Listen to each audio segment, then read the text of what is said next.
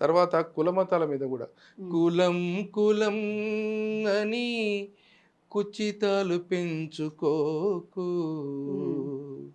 కూటికి లేనివాడా, ఆ కూటికి లేనివాడా, మతం మతం అని మాస్తల్యం మరిచిపోకు, రెక్కలమ్ముకునేవాడా, ఆ రెక్కలమ్ముకునేవాడా. ఎందుకంటే కష్టం చేసి రెక్కలమ్ముకునే వానికి ఏ కులము ఏ మతం కూడుబెట్టదు కదండి. వాని కష్టమే వానికి అవుతుంది తప్ప ఈ మతాలు కులాలు కూడుబెట్టవు. ఇప్పటికి కూడా భారతదేశంలో దాదాపుగా స్వాతంత్రం వచ్చి 100 ఏళ్ళ దగ్గరకు వస్తున్నా కూడా మన దేశంలో ఇంకా మతము కులము అనే ఒక కుచితత్వము, ఆ సంకుచిత భావం ప్రజల్ని వేరు చేస్తుంది.